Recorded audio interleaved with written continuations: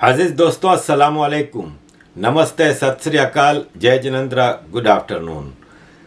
अजीज दोस्तों, पाकिस्तान के हवाले से कुछ चीज़ें आपके सामने रखनी थी। उससे पहले दो तीन खबरें हैं आपके साथ शेयर करनी हैं। अफ़गानिस्तान के जो प्राइम मिनिस्टर थे मुल्ला मोहम्मद हसन अखुंद, उसकी जगह अब एक नए prime minister, caretaker prime minister को अपॉइंट किया गया है, मौलवी अब्दुल कबीर को। अफ़गानिस्तान के जो सुप्रीम लीडर हैं तालिबान के, मुल्ला हैबतुल्लाह अखुंद, उन्होंने ये ऐलान किया है। और मुल्ला ज़बीउल्लाह मुजाहिद, जो कि ऑफिशियल स्पोक्स पर्सन हैं अफ़गान सरकार के, उन्होंने इसको कंफर्म किया है कि जो पिछले प्राइम मिनिस्टर थे मुल्ला मोहम्मद हसन अखुंद, वो काफ़ी अरसे से बीमार हैं। और जब वो रमज़ान ईद के लिए अपने शहर कंधार गए थे तो कंधार में उनको हार्ट अटैक भी आया था, और इसके बाद से अब तक वो रिकवर नहीं हो सके और कई बीमारियों में उलझे हुए हैं। तो इस वजह से उनकी जगह अफ़गान सुप्रीम लीडर ने मौलवी अब्दुल कबीर को as a caretaker prime minister बनाया है। अफ़गानिस्तान के हवाले से जब 14 अगस्त 2021 को तालिबान ने जब अफ़गान सरकार हासिल कर ली थी, तो उम्मीद ये की जाती थी कि ये बहुत जल्द गिर जाएगी, लेकिन इन्होंने अपने आप को कंसोलिडेट किया है। और उस कंसोलिडेशन में ऑफ कोर्स पाकिस्तान का इतना किरदार नहीं जितना इंटरनेशनल अफेयर्स और रीजनल अफेयर्स हैं, क्योंकि जैसा कि रशिया यूक्रेन वॉर ने दुनिया में एक नई विंडो खोली है, जिसमें एक थर्ड ऑप्शन लोगों के पास या सेकंड ऑप्शन आया है वेस्ट से हट के। चाइना रशिया की एक जो सुपर पावर अलायंस है, लोग उसकी तरफ अब देख रहे हैं। इंडिया अभी तक क्लियरली किसी उसमें है नहीं, इंडिया नॉन अलाइंड है, इसलिए इंडिया की हम बात नहीं करते। लेकिन चाइना और रशिया से वेस्ट डायरेक्ट इस वक्त एक तरह से कन्फ्रंटेशन के ऊपर है। तो ऐसे में चाइना का और एक तरफ रशिया का माइनर लेकिन मेजर चाइना का सपोर्ट तालिबान सरकार को हासिल है। और दूसरा ये है कि तालिबान सरकार ने इस बार वो काम नहीं किया जो पीछे 96 में किया था, कि 96 में तालिबान सरकार पूरी दुनिया से लड़ पड़ी थी और इस्लाम का झंडा और खिलाफत और पूरी दुनिया में इस्लाम फैलाएंगे और टेररिज्म, ग्लोबल टेररिज्म को जो अपना हथियार बनाया था ना, वो इस बार नहीं किया है। ठीक है, विद इन अफगानिस्तान इन्होंने ह्यूमन राइट्स की टोटल वायोलेशन है, वीमेन राइट्स नहीं सब कुछ है, लेकिन उन्होंने ग्लोबली किसी चीज़ को नहीं छेड़ा। वो कहीं ना ईरान के मामले में बोल रहे हैं, ना तुर्की के मामले में, ना सऊदी अरब के मामले में, ना कहीं और। 96 में ये पूरी दुनिया में जिहाद फैलाने के चक्कर में थे। इस बार ऐसा कुछ नहीं किया, ये अपनी ही अफ़गानिस्तान को रीसेट करने में लगे हुए हैं, तो इसलिए ये सरवाइव कर गए हैं। दूसरी खबर आपके साथ ये शेयर करनी थी कि जब 26/11 हुआ था भारत में, तो 26 नवंबर 2008 में जब पाकिस्तान से लश्कर तैयबा का एक टेररिस्ट गैंग ISI भेजती है पाकिस्तान, तो उसको फैसिलिटेट करने में एक पाकिस्तानी कैनेडियन बिजनेसमैन ताहाउर राना का बड़ा किरदार रहा है। और उसको भारत की सरकार एक अरसे से ढूंढ रही थी, और अब इसको कैलिफोर्निया में ताड़ा गया था। तो भारत की सरकार ने कैलिफोर्निया में US अथॉरिटीज़ से रिक्वेस्ट की थी कि इसको भारत के हवाले किया जाए। तो अब US कोर्ट, कैलिफोर्निया की एक कोर्ट ने इसको भारत के हवाले करने का फैसला कर लिया है। और US डिस्ट्रिक्ट कोर्ट की, सेंट्रल डिस्ट्रिक्ट की जस्टिस हैं जज जैकलिन चुलीजान, उन्होंने लॉस एंजलिस में ये ऑर्डर 16 मई को इशू किया है कि 62 साल के ताहाउर राना को भारत भेजा जाए जो उन्होंने टेररिज्म में जो इनका किरदार था 26/11 के मामलात में, उसके लिए ये भारत के हवाले किए जाएं ताकि भारत में इनके ऊपर केस आगे बढ़ाया जाए। अजीज़ दोस्तों, एक ख़बर पाकिस्तान के हवाले से शेयर करनी थी, वो ये थी कि ये साहब हैं जनाब प्रोफेसर डॉक्टर तारिक। ये स्विट्ज़रलैंड और जर्मनी से अपनी पीएचडी कंप्लीट की और इनको वहाँ पे बहुत ज़्यादा जॉब्स की ऑफ़र आई थी, लेकिन इन्होंने कहा नहीं, मैं अपने मुल्क पाकिस्तान की खिदमत करूँगा। कीड़ा होता है ना, कीड़ा, बहुत से लोगों को कीड़े होते हैं, बाद में पता चल जाता है, इनको कीड़ा था। तो ये सब छोड़ छाड़ के पाकिस्तान आए। पाकिस्तान में इन्होंने बेसिक ह्यूमन राइट्स के लिए आवाज़ें उठानी शुरू की ना जब, और ये लम्स यूनिवर्सिटी है ना इस्लामाबाद की, उसमें एज ए प्रोफेसर पढ़ाना शुरू किया और ह्यूमन राइट्स वगैरह की बात करने लगे तो उनकी आवाज़ को दबाया गया। तो इन्होंने लम्स यूनिवर्सिटी के बाहर अपने कुछ स्टूडेंट्स के साथ पीसफुल प्रोटेस्ट किया, सिर्फ पोस्टर उठाए थे, प्ले कार्ड उठाए थे कि फ्रीडम ऑफ स्पीच बहाल किया जाए और हमारे फ्रीडम ऑफ स्पीच को क्यों वायोलेट किया जा रहा है।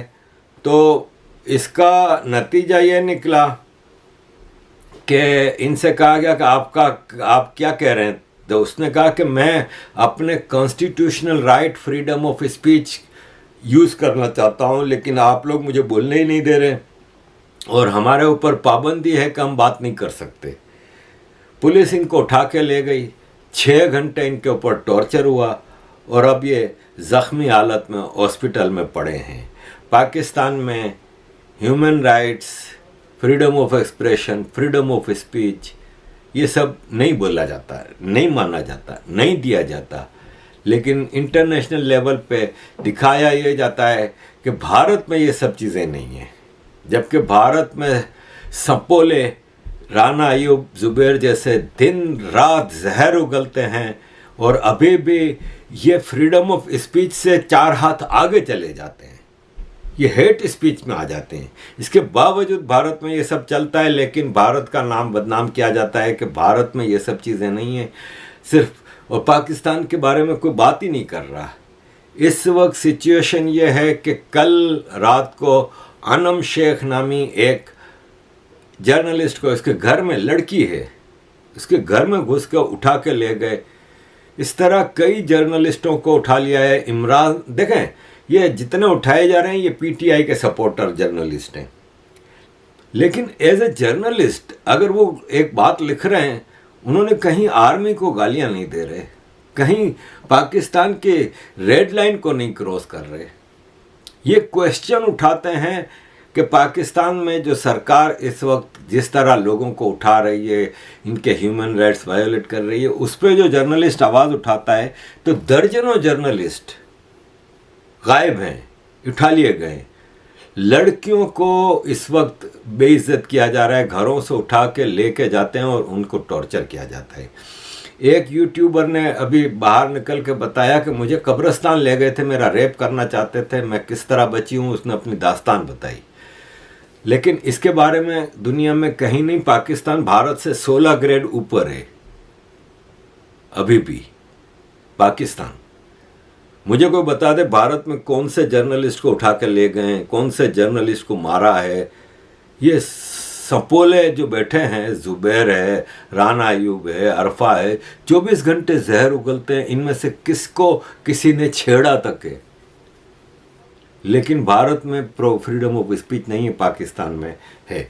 तो ये एक केस सामने आया, ऐसे कई केसेस पाकिस्तान में इस वक्त सामने आ रहे हैं। अजीज़ दोस्तों, एक और ख़बर शेयर करूं कि चाइना ने कहा है कि भारत ने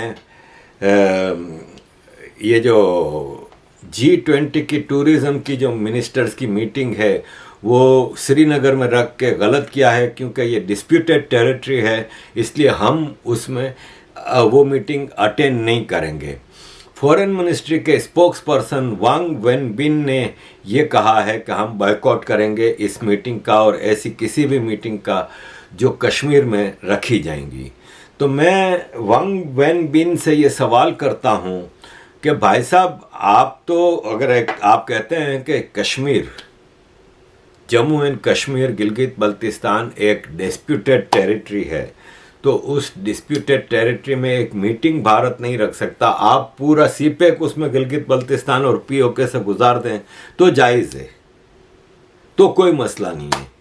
क्या आप पूरा एक सीपेक, एक रोड्स एंड ट्रांसपोर्ट का नेटवर्क वहाँ कायम करें एक इलीगल गवर्नमेंट के साथ एग्रीमेंट करके, तो सब सही है, तो जायज़ है।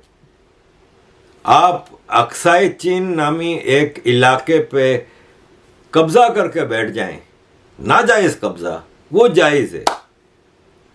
और भारत, जिसके साथ कश्मीर की लीगल लीडरशिप ने, जो महाराजा थे और जो मुस्लिम मेजॉरिटी लीडर थे,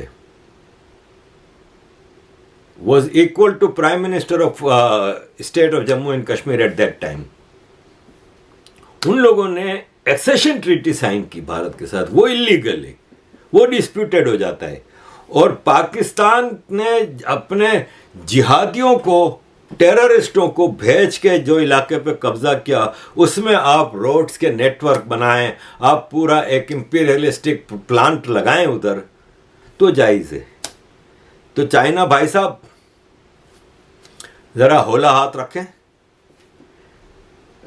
तुर्की का भी उम्मीद है कि तुर्की पाकिस्तान का साथ देगा और इस मीटिंग में शरीक नहीं होगा, तो ना हो भाई, कोई फ़र्क नहीं पड़ेगा।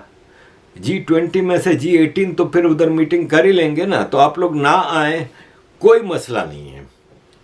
अजीज़ दोस्तों, एक और ख़बर शेयर कर लेते हैं कि पाकिस्तान के एयरपोर्ट्स के हवाले से वेस्ट ने कुछ शक बताए थे कि हमें पाकिस्तान के एयरपोर्ट्स की सिक्योरिटी सिस्टम पे एतराज़ हैं और हम उन पे भरोसा नहीं करते। तो अब पाकिस्तान के एयरपोर्ट सिक्योरिटी सिस्टम को इंटरनेशनल ट्रांसपोर्ट ऑर्गेनाइजेशंस चेकअप करेंगे, और उसमें कनाडा, ट्रांसपोर्ट कनाडा ने पहला ऑडिट, सिक्योरिटी ऑडिट करना शुरू कर दिया है। कराची के जिन्ना इंटरनेशनल एयरपोर्ट से शुरू किया है, और ये पाकिस्तान के 4 मेजर इंटरनेशनल एयरपोर्ट्स का सिक्योरिटी ऑडिट करेंगे। अजीज़ दोस्तों, थोड़ा आपको इमरान खान और पीटीआई के हवाले से चीज़ें बता दूं कि देखें, 3.5 साल इमरान खान की सरकार लगातार पाकिस्तान पे खुला ढुल्ला रूल करती रही। सारी मिनिस्ट्रियां पीटीआई के पास थीं। एक आध छोटी मिनिस्ट्री किसी बलोच को दे दी थी, एक आध छोटी मिनिस्ट्री किसी एमक्यूएम को दे दी थी। छोटी मिनिस्ट्रियां, सारी मेजर मिनिस्ट्रियां इनके पास थीं। खुला ढुल्ला पाकिस्तान पे बदमाशी से रूल करते रहे। एक दिन के लिए इनमें से कोई बीमार नहीं हुआ, एक दिन के लिए, 1 घंटे के लिए कोई इनमें से हॉस्पिटल नहीं गया। लेकिन जब से ये इनके ऊपर ऑपरेशन शुरू हुआ है, सब बीमार। किसी का गुर्दा खराब हो गया है, किसी को डायबिटीज हो गई है। पता चला है, हैरत की बात है कि पीटीआई के आधे से ज्यादा लीडर्स हैं ना, उनको बवासीर है। वो हमें ये पहले से तो पता था कि पीटीआई के लीडरों को मुंह की बवासीर तो है, इंक्लूडिंग इमरान खान, लेकिन ये नहीं पता था कि असल वाली बवासीर भी इनको है। आधे से ज्यादा इंक्लूडिंग इमरान खान को तो बवासीर निकल आई है। सब बीमार हो गए, हट्टे कट्टे घूमते थे 3.5 साल, फुल अय्याशियां, चेहरे पे चमक, और अब अचानक सब बीमार हो गए। बेहतरीन बहुतों ने तो छोड़ दी पीटीआई, अंदर बैठ के इमरान खान को गालियां दे रहे हैं। प्रेसिडेंट ऑफ पाकिस्तान आरिफ अलवी इमरान खान से मिलने गए, और इमरान खान को इन्होंने बोला कि पहले तो ये करो कि 9 मई को जो कोर कमांडर लाहौर के घर पे GHQ पे जो हमले हुए हैं उसको अनकंडीशनल कंडेम करो। ये अपने आप को इमरान खान पता नहीं क्या समझता है। उसने कहा मैंने तो कर दिया था कंडेम, मैंने तो अदालत में ही कहा था कि ये हमले नहीं होने चाहिए। आरिफ अलवी ने कहा यार अब छोड़ यार, तो होशियारियां ना कर बहुत ज्यादा, तो अपने आप को सियाना ना बना, जो मैं कह रहा हूं वो कर, वरना फिर मैं भी पीछे हट जाऊंगा। अब तक मैं तुम्हारे साथ खड़ा हूं, लेकिन मुझे भी मजबूर ना करो कि मैं फिर पीछे हट जाऊं, क्योंकि तुम लाइन क्रॉस कर गए हो।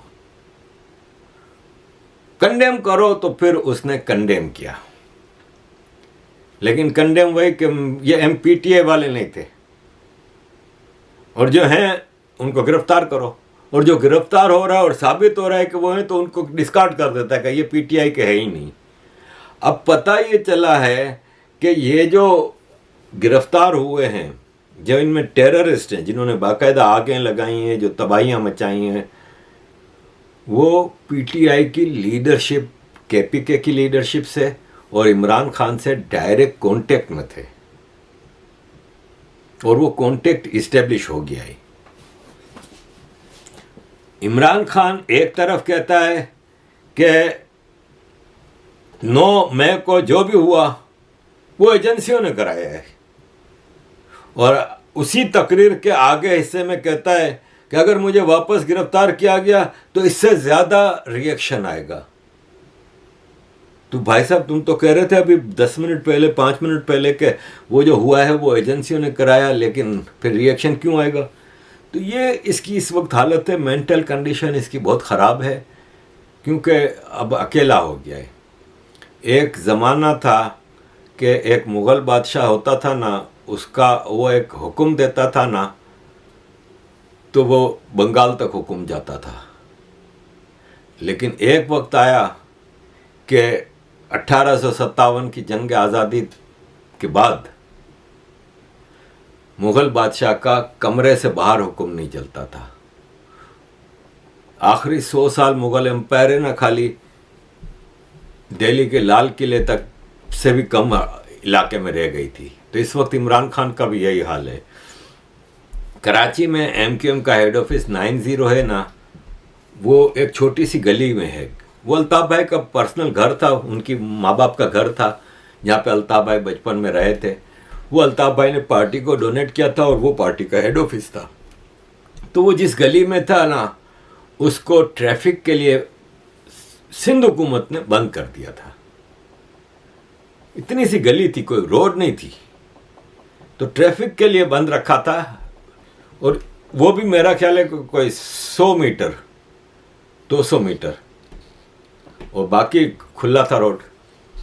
तो ये इमरान खान और ये पूरा वो करते थे कि कब्जा कर लिया है, पार्क के ऊपर कब्जा किया हुआ है, ये कर दिया है, वो कर दिया है।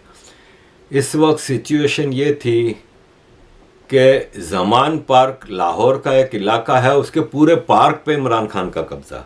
इसका तो एक घर है ना, लेकिन पूरा कई एकड़ के पार्क पे इसका कब्जा। गलियां, रोड सारे ब्लॉक कर दिए थे इसके लोगों ने। चारों तरफ गलियों में, रोड्स में टेंट लगा के लोग रह रहे थे। कई महीनों से टेंट लगे हुए थे, हजारों लोग वहां पे रहने वालों का जिंदगी हराम हो गई थी।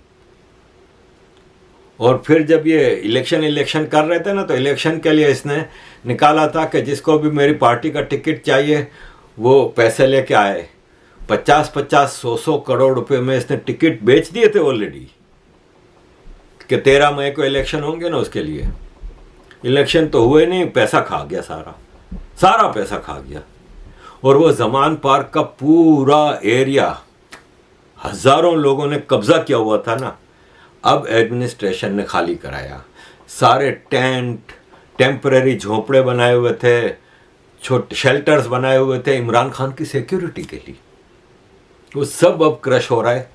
म्यूनसिपैलिटी ने जाके बुलडोज़र ले जाके उन्होंने कहा कि भाई हम भी योगी आदित्यनाथ की तरह बुलडोज़र चलाएंगे। वो बुलडोज़र चलाया, सब ज़मान पार्क का सफाया हो गया।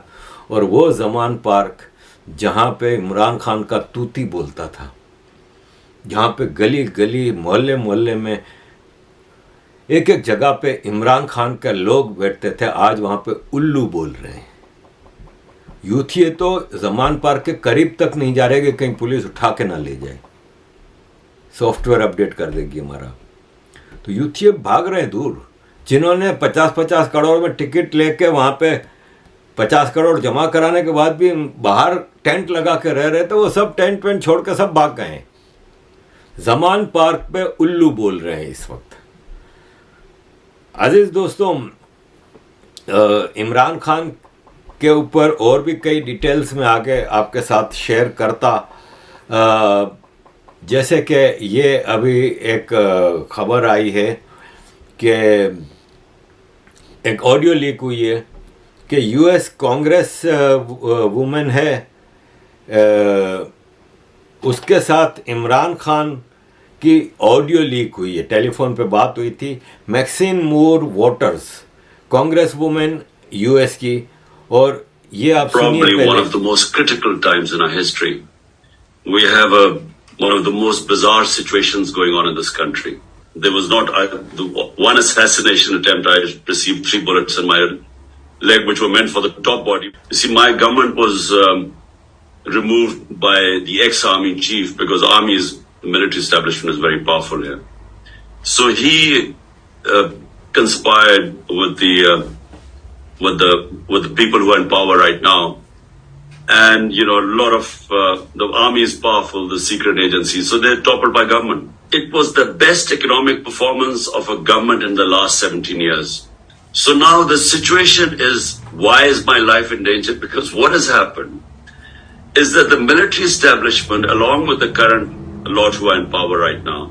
But the second thing what is done, and which is why really, Maxine, it would be very helpful, a statement, and if you could verify what I'm saying by yourself. We have the worst crackdown in our history. No democratic party has ever had such violation of the fundamental rights. You know, what we want is from you simply find out by yourself, but you know, this will be, you can find out that what is going on is unprecedented. So we would appreciate here, because it makes a lot of, it goes a long way when someone like you, Maxine, when you give a statement, and all we want is the rule of law, the constitution, you know, fundamental rights. We just want a statement highlighting what is happening, and that would really help us. When Maxine, someone like you speaks out, it makes a lot of waves in our country. Thank you. और अदनान बहुत शुक्रिया आपका. Thank you, Salman. अभी इसको कह रहा है कि अमेरिका इंटरफियर करे और मुझे बचाए, पाकिस्तान में रूल ऑफ लॉ लाए, फलाने ढुमकाने। भाई साहब, तुम तो कह रहे थे ना कि America cipher imported government, America ने मेरी सरकार तोड़वाई है, ये गलत है। आज हम अमेरिका से कैसे मदद मांग रहे हो? तुम तो कह रहे थे कि पाकिस्तान में फॉरेन इंटरफेरेंस के मैं खिलाफ हूँ, वगैरह वगैरह। आज तुम अमेरिका के तरले मिन्नते कर रहे हो। ये क्या आपके सामने इमरान खान, और ख़ास तौर पे मैं उन इंडियंस को जो कि इमरान खान को पता नहीं क्या कुछ समझते थे, बड़ा अफसोस की बात है। अब तक मैं देख रहा हूँ, अब तक कुछ लोग इमरान खान को सपोर्ट करते हैं। इस आदमी का कोई कैरेक्टर ही नहीं है। इसको भारत में एक तरह से पूजा जाता था। मैं हैरान हूँ कि किस तरह ये इमरान खान को इतना आगे बढ़ के वो किया जा रहा है। तो अजीज दोस्तों, इमरान खान चैप्टर आस्ते आस्ते पाकिस्तान के हिस्ट्री में दफन होता जा रहा है। जमान पार्क भी ख़त्म हुआ, अब इसकी पेशियां हैं, ये पेशियां भुगतेगा। बुशरा पीरनी फ़कीरनी के जिन भी काम नहीं कर रहे, उसके तावीज़ भी काम नहीं कर रहे, ये लोग अब पेशियां भुगत रहे हैं। रोज़ कोई नए केस हैं, इनकी गिरफ्तारियां करीब हैं। पुलिस परसों भी इनके घर पे गई थी जमान पार्क में, कल भी रात को उधर गई थी, और ये अब खौफ के मारे अपने कमरे में बंद हैं। अजीज़ दोस्तों, पाकिस्तान में डॉलर 300 रुपये का क्रॉस कर गया है, और अब एक संभावना है कि डॉलर 350 तक चला जाएगा बहुत जल्द, इसलिए कि IMF से मामला बैठ नहीं रहे। एक तरफ इसहाक डार IMF को अब तड़ियाँ भी देने लगे हैं, लेकिन दूसरी तरफ पाकिस्तान की minister of state for finance and revenue doctor Ayesha Ghosh Pasha ने ये कहा है कि नहीं नहीं, ऐसा कुछ भी नहीं है, हम IMF के बिल्कुल करीब हैं और IMF के मशवरे से हर चीज़ चल रही है। IMF की कंडीशंस को हम पूरा करने की कोशिश कर रहे हैं, लेकिन IMF की कंडीशंस आप पूरा कर नहीं सकते।